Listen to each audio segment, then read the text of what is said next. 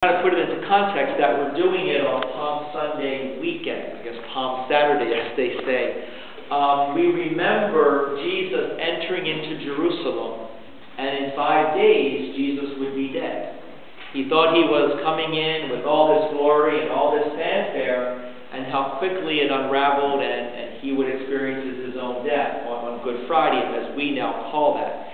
What's amazing is, as Christians, we believe that Jesus is the Son of God, that Jesus has this special relationship with God. But isn't it funny that even with all that God on his side, that he still had to die? And not just die, but also to suffer. That not even Jesus was exempt from that pain of human suffering and human death. And so, if Jesus had to go through that, you and I are also sons and daughters of God, then somehow we too have to enter into that experience of death. And we who are the older generation than these younger people here, we've experienced that death often in our lives, right? Our loved ones, our family, our friends, our parents, our siblings, one by one, they all start to go. And so what Jesus experienced, he wasn't even freed from that. So we're not free from that either. We have to go through it also. And today we honor a particular person. We honor Emmanuel and his going through that life, that suffering, and that death. Now, did he have to suffer much in his end days? Do you know how that happened? A little bit. He did have to do a little bit. So, like Jesus, your father had to suffer and enter into that death. That's what's common about all of us. It doesn't matter what country we were born in or where we're living now, where we are in life. One thing that is common to all of us is that we have to enter into that death. And so what is good is we gather around for support, for comfort. I'm not here to explain why he was taken or why he had to suffer. We'll never be able to answer that in any satisfactory way. We know we have to accept that. And so we gather to support one another. This is really more for all of you than it is for Emmanuel, because Emmanuel's with God. There's nothing that can ever hurt him anymore. We believe through faith that he's with God. You're the ones who are suffering. You're the ones carrying the burden and the pain. So we pray as much for you, if not more for you, particularly for a daughter and a family member. We're the ones who are, exaggerated way, we're stuck here. We're the ones that still have to yet suffer with our own pain and our own dying and our own death. So we need to pray for one another and to support one another. And that's why these kind of masses are good. And I want to thank you for pulling all of this together to help us to pray for one another.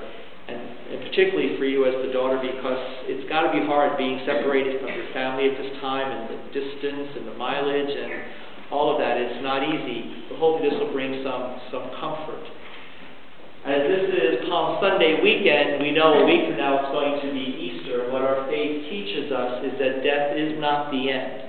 That we believe that God raised Jesus from the dead. Whatever that is, however that happened, we'll never know all those answers. But our faith teaches us that there is life after death.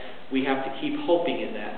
And so I encourage you to make sure you don't stop at Palm Sunday, to make sure you don't stop at Good Friday, but that you keep going and you allow an Easter to be in your life, that you trust that God can bring life even out of death. That's how powerful and strong and loving our God is to us. So your dad is alive in God's presence. Someday we will be alive in God's presence too. That's what we hope for this day. And it's kind of amazing to do a memorial funeral service as we begin Holy Week, because that's what the Christian message is all about, that there is life after death. So we pray and we hope that for Emmanuel, but we also hope and pray that you will find life after this, that you'll be able to go on and to enjoy life and to celebrate life and to allow Easter to be part of your lives each and every day. So just kind of having said that spiritual side for what we're here to do, I wanted to turn it over to just kind of a story or the remembrance of a man that you want to share with us. It's kind of good just to let that go. You want to stay in your seat? You want to come up here? I'll just stay in there. Speak loud. Well, Manny is, I've known Manny for quite some time before they got married, and good family man, He was always taking care of his kids, especially his wife. One particular, incident that I remember about him is he's always good in playing basketball and billiards with us, and always enjoys our company whenever we're around. And he's always there whenever we need something. Those times I went back to the Philippines, every time I needed to exchange my money for the currency for the pesos, hey, you don't have to go to the bank. I got it under my bed. I'll hook you up. So, and also the last time I was in the Philippines, we stayed over his house to accommodate us, and took care of us. I was a good man.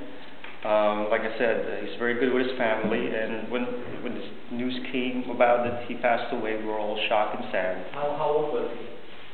67? Yeah. 67. Yeah. And